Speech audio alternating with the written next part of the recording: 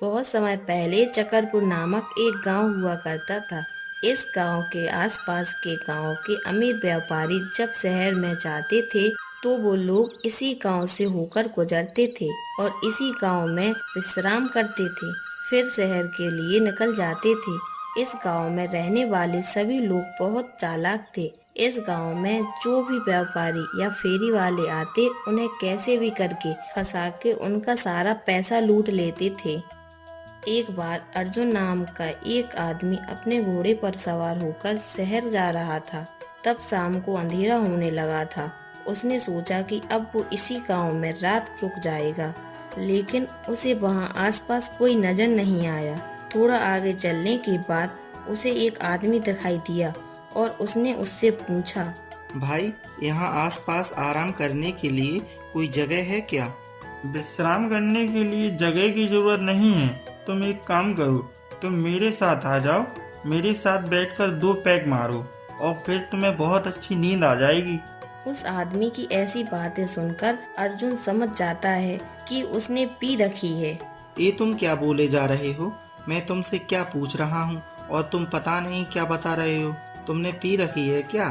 अरे वाह वाह, तुमने कितनी आसानी से पकड़ लिया। एक बात बताओ, क्या तुमने भी तो नहीं पी रखी?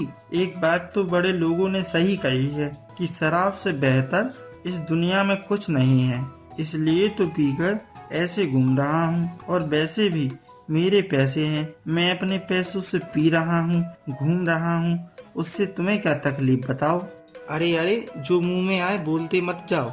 लगता है नशा तेरे सर पर चढ़ गया है। मेरा क्या जाता है, तू पीकर कहीं भी पड़ा रहे। अच्छा, तुम मुझे एक बात बताओ, यहाँ पर अच्छा खाना कहाँ मिलेगा?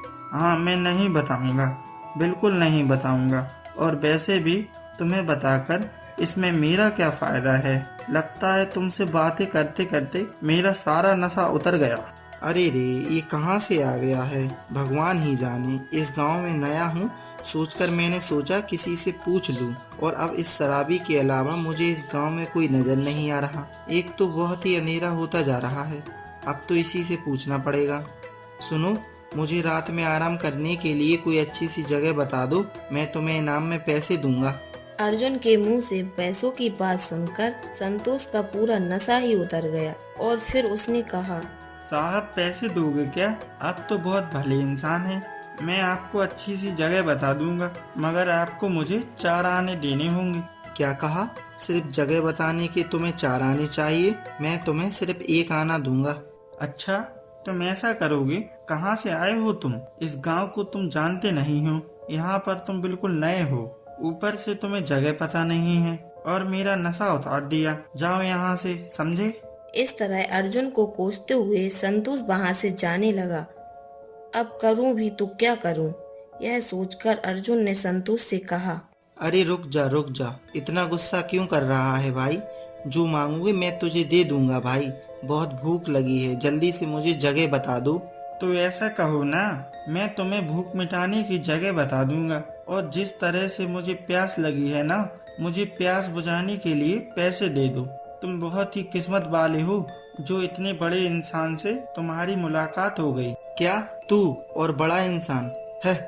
चल चल ठीक है, तू बड़ा इंसान ही है। अब जल्दी से मुझे कोई अच्छी सी जगह ले चल जहाँ मैं आराम कर सकूं। ठीक है, लेकिन उससे पहले मुझे 4 आने दे दो। क्या इंसान हो यार तुम, हिसाब किताब में इतने कड़क हो तुम। ठीक है, चलो ये रख लो। और इस तरह अर्जुन अपने 4 आने संतोष को दे देता है। साहब, बहुत खुशी हुई। अब इन पैसों से मैं अपनी प्यास बुझा लूंगा। अच्छा बाबा, बस बहुत हुआ। अब मुझे बता दे कि मुझे जाना कहाँ है। हाँ, बिल्कुल बताऊंगा। सुनो, यहाँ विश्राम करने की कोई जगह नहीं है। यहाँ जिसका घर खाली हो आप वहाँ विश्राम कर सकते हो। यहाँ से सीधा जाकर बाईं ओर रुक जाना और वहाँ किसी से भी पूछ लेना, कोई भी तुम्हें बता देगा। अब तुम जाओ यहाँ से। क्या कहा? ये बताने के लिए तुमने मुझे अब तक रुकाए रखा? वाह वाह, ठीक है, मैं चलता हूँ। अर्जुन वहां से थोड़ा आगे चल देता है। उसने एक घर के बाहर बैठे राजू नाम के आदमी से पूछा। भैया, मैं बहुत दूर से इस गांव में आया हूँ। सुबह उठकर मुझे शहर निकलना है। रात भर रुकने के लिए आपके घर में जगह मिल सकती है क्या? हाँ हाँ, क्यों नहीं, मिल सकती है। आप जैसे लोगों के लिए ही तो हम रात तक के बैठे रहते हैं। आओ आओ। वैसे आप काम क्या करते हो? मैं एक व्यापारी हूँ और व्यापार के काम से शहर जा रहा हूँ। वो सब मैं तुम्हें बाद में बता दूंगा। मुझे बहुत तेज भूख लगी है, क्या तुम खाने का इंतजाम कर दोगे? हाँ क्यों नहीं, खाना तैयार है। आप अपने घोड़े को तबेले में बांध दीजिए, आप हाथ पैर धो लीजिए, मैं खाना लगाता हूँ। ठीक है, मैं अभी आया, तुम खाना लगाओ। तबेले में अपने घोड़े को बांधकर वो घर में जाता है। उसके बाद उसने खाना खाया और फिर राजू से कहा, बहुत बहुत धन्यवाद आपका, खाना बहुत स्वादिष्ट था, तुमने मेरी भूख मिटा दी। अरे कोई बात नहीं, अब तुम वहाँ जाकर आराम कर सकते हो और कल सुबह होते ही शहर के लिए निकल जाना। अच्छा सुनिए, मेरा घोड़ा बाहर ही बंधा हुआ है, कृपया उसका ध्यान रखिएगा। उसकी चिंता मत करो, उसका ध्यान मैं अपने घोड़े की तरह करूँगा। तुम आराम से सो जाओ। ठीक है, बहुत बहुत शुक्रिया आपका देखने के लिए। इतनी रात को तुमने जो मेरी मदद की है वो मैं कभी नहीं भूलूंगा। ये लो, कुछ पैसे रख लो। उसके बाद कुछ पैसे राजू को देकर वो कमरे में जाकर सो जाता है। अगले दिन सुबह उठकर शहर निकलने के लिए जब राजू को ढूंढते हुए वो बाहर आता है तो देखता है कि उसके घोड़े को लेकर राजू कहीं जा रहा है। ये देखकर अर्जुन चौंक जाता है और अर्जुन राजू से कहता है, भैया भैया, मुझे जल्द से जल्द शहर के लिए निकलना है, मेरे घोड़े को लेकर इस वक्त आप कहीं नहीं जाइए। अर्जुन की बातें सुनकर राजू वहीं रुक जाता है और अर्जुन से कहता है, क्या कहा तुमने? तुम्हारा घोड़ा है? ये घोड़ा तो मेरा है। लगता है तुम्हें कुछ याद नहीं। कल रात को तुम्हें बहुत तेज भूख लगी थी, मैंने खाने को खाना दिया, ठहरने के लिए घर दिया, तुम अपना घोड़ा कब ले आए?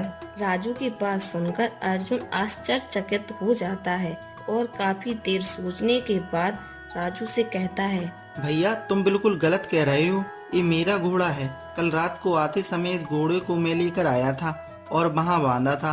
कम से कम मेरे साथ ऐसा छल तो मत करो। क्या कहा तुमने? मैं तुम्हारे साथ गलत कर रहा हूँ? और कोई होता यहाँ तो तुम्हारे ऊपर हंस रहा होता।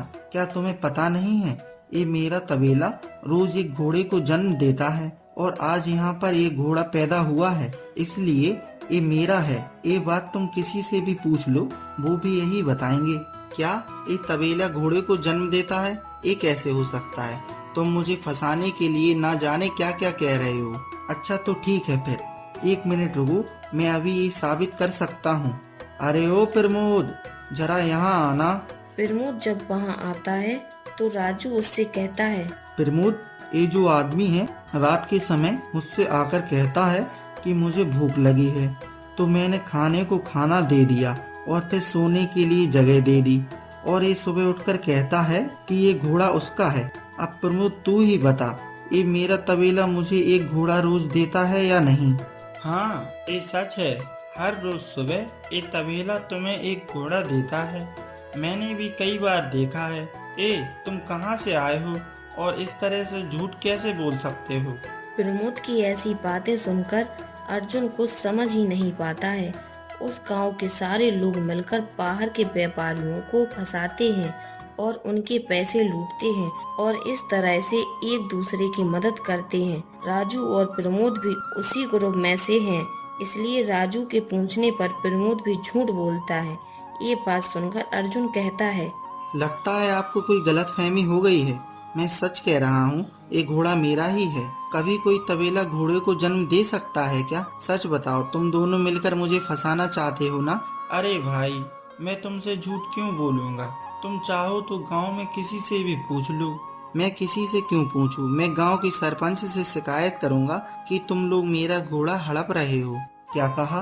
तुम शिकायत करोगे? जाओ जाओ, जाकर शिकायत कर दो। राजू निडर होकर ऐसा कहता है क्योंकि उनके ऐसे कारनामों में उनके गांव के सरपंच भी साथ देते हैं और उस गांव में आने वाले सब लोगों को फंसाकर लूट लेते हैं और फिर मिल बांट कर खाते हैं। आगे क्या करना है अर्जुन समझ नहीं पाता, इसलिए वो जाकर सरपंच से शिकायत करता है। तो तुम्हारा ये कहना है कि उस राजू ने तुम्हारा घोड़ा चुरा लिया? जी सरपंच जी, रात को ही मैंने अपने घोड़े को तबेले में बांधा था और सुबह इसने झूठ कहा कि ये घोड़ा उसका है। कभी सुना है कि तबेले घोड़े को जन्म देते हैं? बताइए सरपंच जी। हाँ, मैं सच कह रहा हूँ। अगर तुम्हें झूठ लग रहा है तो मैं साबित कर सकता हूँ। अच्छा, तो ये राजू कह रहा है कि इसके तबेले में रोज एक घोड़ा जन्म लेता है और ये इस बात को साबित करने के लिए भी तैयार है। अच्छा ठीक है, इस बात को यहीं पर रहने देते हैं और तुम्हारी बात पर आते हैं। तुम मुझे बताओ कि ये घोड़ा तुम्हारा है और तुम इसे यहाँ लेकर आए हो, इस बात का सबूत है तुम्हारे पास? ये क्या बात हुई?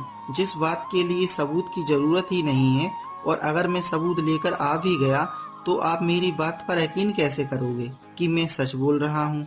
इस गांव में मैं किसी को जानता नहीं हूँ, और आप ही मुझे बताइए सरपंच जी, मैं इस गांव से किसे सबूत बनाकर लेकर आऊँ? वो सब मैं नहीं जानता। उनके पास सबूत है, अब वो सच है या नहीं वो मैं नहीं जानता। इसीलिए तुमसे कहता हूँ कि तुम अपने घोड़े के लिए कोई सबूत लेकर आओ, समझ गए? सरपंच की कही बात अर्जुन की समझ में नहीं आती है। तभी अचानक उसे संतोष की याद आती है, जिसे उसने पिछली ही रात 4 आने दिए थे, और वो सरपंच को संतोष के बारे में बताता है। सरपंच जी, मुझे एक बात याद आ गई। कल रात को इस राजू के घर जाने से पहले मुझे एक आदमी मिला था जिसका नाम संतोष है। उसी ने मुझे इस गांव में घोड़े के साथ देखा था। मुझे कुछ समय दीजिए, मैं ये साबित कर सकता हूँ, जिसके लिए उसे ढूंढकर मुझे यहाँ लाना होगा। ठीक है, मैं तुम दोनों को कुछ समय देता हूँ और तुम दोनों को ये साबित करना होगा कि ये घोड़ा किसका है। उसके बाद मैं घोड़े का मालिक तय करूँ। सरपंच की बात सुनकर अर्जुन वहाँ से संतोष को ढूंढने चला जाता है। काफी देर तक ढूंढने के बाद आखिरकार संतोष उसे नजर आता है, जो एक पेड़ के नीचे नशे में पड़ा था। अर्जुन उसके पास जाकर उसे उठाता है। भाई उठो, मुझे तुम्हारी जरूरत है। तुम्हें क्या सुनाई नहीं दे रहा? भाई उठो। जैसे तैसे खूब कोशिश करके अर्जुन संतोष को उठा लेता है। क्या हुआ भाई, तुम मुझसे मिलने आए हो? कल रात को तो तुमने मुझसे बात करके मेरा नशा उतार दिया था। तुम्हारे दिए चंद पैसों से मैंने नशा किया और तुमने मेरी नींद तोड़कर उसे भी खराब कर दिया। तुम मुझे ऐसे परेशान क्यों कर रहे हो? अच्छा, तुम्हें क्या लगता है मुझे कोई और काम धंधा नहीं है कि मैं तुम्हारे पास आकर तुमसे बातें करूं? मुझे बस तुम्हारी मदद की जरूरत है और इसीलिए मैं तुम्हारे पास आया हूं। इसीलिए मेरी बात को ध्यान से सुनो। तुम्हें पैसे की जरूरत है, वो मैं तुम्हें दे दूंगा। अच्छा, तो ऐसी बात है, तो फिर मुझे बताओ तुम यहाँ मेरे पास क्यों आए हो? संतोष के ये पूछने पर अर्जुन उसे पूरी कहानी सुनाता है। राजू के घर में जाने से लेकर राजू का उसके घोड़े को अपना बताने तक, और फिर सरपंच ने उससे गवाह मांगा है। ये सारी बातें सुनकर संतोष कहता है, हाँ, लगा ही था कि ये लोग ऐसा ही करेंगे। हमारे गांव का नाम चकरपुर है, ये बात सबको पता है। तुम्हें पता नहीं था क्या? क्योंकि यहाँ सब ऐसे ही हैं। यहाँ पर ऐसा ही होता है। मैं तो नशे के लिए पैसे मांगता हूँ, पर वो लोग ऐसे नहीं हैं। वो लोग तुम्हारा सब कुछ छीन लेंगे। उन लोगों के साथ सरपंच भी मिला हुआ है। सब मिलकर तुम्हें यहाँ से खाली हाथ भेजेंगे, देख लेना। क्या क्या क्या कहा तुमने? ये बातें तुम पहले से जानते थे? तो फिर कल रात को तुमने मुझे राजू के पास क्यों भेजा? बताओ मुझे। मैंने तुम्हें कहाँ भेजा? मैंने तो तुमसे कहा था कि रास्ते के आखिरी घर में जाना, और वैसे भी उस वक्त मैं बहुत नशे में था। मैंने क्या कहा मुझे खुद भी याद नहीं है। अच्छा छोड़ो, जाने दो। जो हो गया सो हो गया। कल तुमने मुझे मेरे घोड़े के साथ देखा था ना, तो ये बात बस तुम सरपंच जी को बता दो। उसके बाद मैं तुम्हें मुंह मांगी कीमत दूंगा। अरे नहीं, मैं उन गांव वालों की तरह नहीं हूँ। ये हालत तुम्हारी मेरी वजह से हुई है। मेरे कहने पर ही तुम वहाँ उस राजू के घर चले गए थे। इसीलिए अब ये मेरी जिम्मेदारी है कि मैं तुम्हें तुम्हारा घोड़ा तुम्हें वापस दिलाऊं। उसके लिए मुझे कैसे क्या करना है मुझे अच्छे से पता है, इसलिए चिंता मत करो, चलते हैं। बहुत खुशी हुई ये बात जानकर कि कल रात तुम जैसे दिख रहे थे बिल्कुल वैसे नहीं हो। तुम बहुत अलग हो। क्या बात है? अच्छा, कल रात की बात? वो तो मैं दरअसल नशे में था। अब मुझे नशे की लत लग गई है, इसलिए मैं खुद को रोक नहीं पाता। इंसान इसकी वजह से काफी बदल जाता है। आप लोगों को हम पीने वालों का दर्द समझ नहीं आएगा। चलो चलते हैं। अर्जुन संतोष को लेकर सरपंच के पास जाता है। वहाँ राजू पहले से ही अपने गवाह के साथ मौजूद होता है। हाँ तो बताओ, तुम्हारा गवाह कौन है अर्जुन? मेरा गवाह ये संतोष है। इसने मुझे कल रात को देखा था मेरे घोड़े के साथ गांव में आते समय। ये क्या बोल रहे हो अर्जुन? ये संतोष तो एक नंबर का शराबी है और एक बात पूरा गांव जानता है। इसे गवाह बनाकर लाए हो, भला ऐसी बेवकूफ़ी कैसे कर सकते हो? सरपंच जी, आपने सही कहा कि मैं शराबी हूँ, पर अभी मैंने बिल्कुल नहीं पी है। मैं बिल्कुल होश में हूँ, इसलिए मेरी गवाही को आपको मानना होगा। अच्छा तो ये बताओ, तुम्हारी आंखें इतनी लाल क्यों हैं? तुमने पी रखी है क्या? तभी तुम्हारी आंखें लाल हैं। सरपंच जी, आप समाज में नहीं रहे हो। मैंने पी नहीं है और ना ही मैं नशे में हूँ। रात भर गांव में कुएं के नीचे आग लगाकर उसके अंदर की मछलियों की ठंड दूर कर रहा था मैं। सोने का वक्त नहीं मिला, इसलिए मेरी आंखें लाल हो। क्यों भाई, तुम्हें समझ नहीं है क्या? कोई कुएं के नीचे आग लगा सकता है क्या? तू कुछ भी बोलेगा क्योंकि तुझमें अकल नहीं है, लेकिन मैं तेरी बातों पर यकीन कैसे करूं? सरपंच जी, ये क्या बात हुई?